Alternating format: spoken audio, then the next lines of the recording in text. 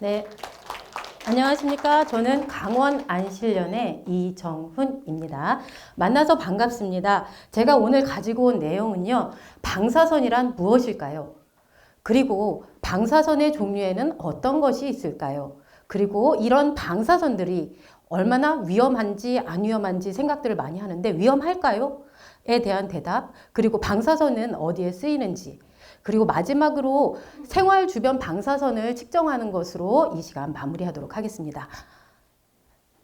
하나는 불이 켜져 있고 하나는 불이 꺼져 있습니다. 이 전구는 같은 전구일까요?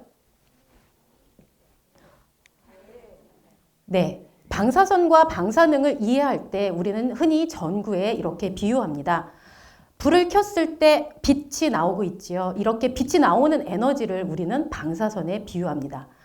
그리고 이러한 빛을 내는 능력을 방사능이라고 할 수 있고요. 이 빛을 내고 있는 이 전구, 요것이 방사성 물질의 비유가 됩니다. 그러니까 방사선이란 높은 에너지를 가진 입자의 흐름 또는 전자기파를 말하고요. 방사선을 방출하는 능력이 바로 방사선입니다. 방사능을 가진 이러한 물질을 방사성 물질이라고 하는 것이죠. 같은 종류의 전구일 때 와트별 밝기가 커질수록 점점 밝아지는 것처럼 방사능의 크기도 커질수록 베크렐의 단위가 커집니다.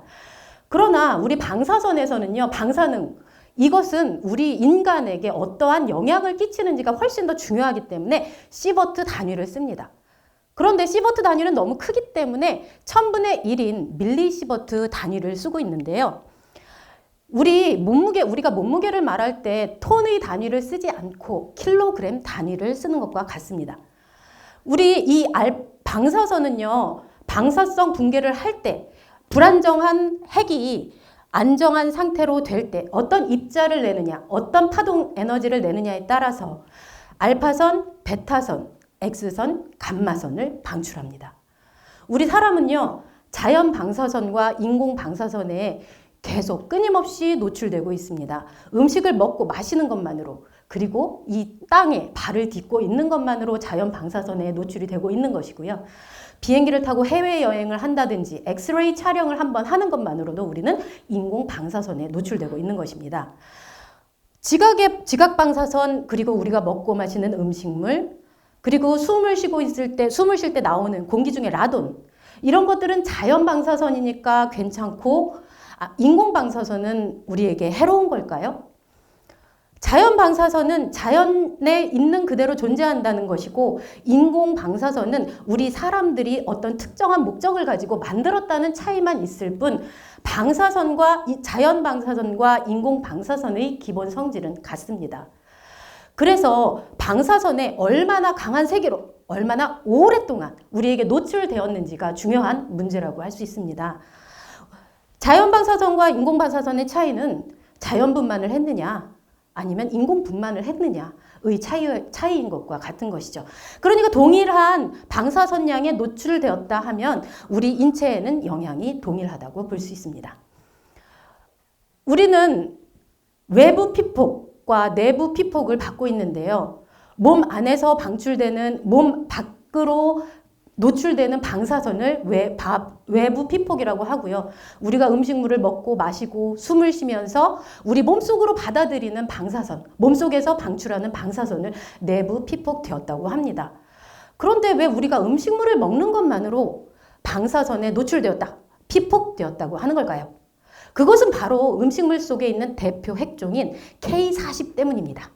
이 K40은 흙 속에 존재하다가 식물과 동물을 통해 이동하고 그것을 우리 사람들이 섭취하게 됨으로써 내부 피폭이 된다고 하는 것인데요. 매년 약 0.17밀리시버트가 됩니다.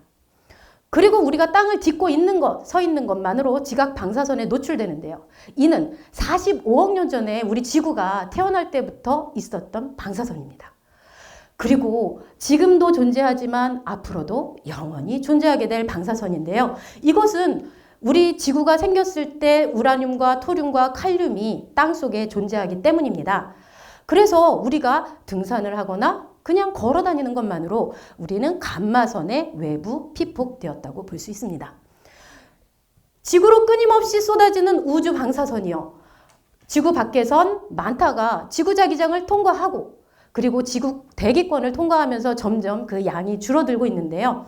그러면 우리 부산은 고리 원전 발전소가 있는 곳인데요. 이곳에 있는 방사선 양은 강원도보다 많을까요? 보시다시피 총 방사선 양이 2.34mSv per year니까 1년간 받는 방사선의 양입니다. 강원도에는 발전소가 없지만 3.44mSv를 1년 동안 받고 있죠. 우리 단일 방사선 핵종으로 가장 많은 부분을 차지하는 것은 바로 라돈입니다. 우리 라돈 침대에 대해서 많이 들어보셨을 텐데요. 이 라돈 침대에서 나오는 방사성 물질이 우리 몸속으로 들어가고 폐암을 일으킨다는 내용이었습니다. 그런데 연구 결과 1년 동안 이 침대에서 나오는 방사선 양을 측정해 본 결과 10mSv가 나오는데요. 이는 우리가 CT 촬영을 한 번 할 때 5mSv가 나와요. 그러니까 두 번의 CT 촬영을 한 것과 같은 양이라고 할 수 있습니다. 100mSv 미만의 저설량에서는 어떠한 건강상의 위험이 관찰되지 않는다라고 전문가들은 말하고 있습니다. 이는 일본 원폭 생존자 9만 명 생애 주기의 연구 결과 100mSv 이상일 경우에는 상관관계가 있으나 그 이하에서는 어떤 상관관계도 없다고 하고 있죠. 우리가 가장 염려하는 것 중에 하나가 또 세슘 고등어인데요. 이는 방사성 핵폐기물을 일본에서 방류를 하는 데서 오는 문제인데요. 이 고등어를 먹는데 이 세슘 고등어라고 하죠. 이 세슘이 반감기가 30년이라고 했어요. 그래서 이게 다 사라지는 데는 300년이 걸린다라는 루머였습니다. 고등어 한 마리에 있는 방사능의 양은요, 바나나 3개랑 같아요. 그리고 인천에서 뉴욕까지 왕복 비행하는데 보시면 0.1mSv가 피폭이 되는데 이는 고등어 385마리의 마리를 먹는 것과 같습니다. 이렇게 생활 곳곳에 있는 생활에 늘 함께하는 생활 방사선 우리 유용하게 쓰이고 있어요. 생명자원에서 품종 개량을 하는데도 쓰이고 있고요. 우리 의료 목적으로 가장 많이 쓰이지요. 이제 엑스레이를 찍는다거나 암 치료를 할 때 또 타이어의 방사선을 조사하면 내 마모성이 좋아져서 아주 튼튼해진다고 합니다. 그리고 하수 처리를 하거나 아니면 신소재를 개발할 때 이렇게 방사선은 많이 쓰이고 있습니다. 이렇게 생활 방사선은요, 방사선은 우리 눈에 보이지 않는다고 했죠.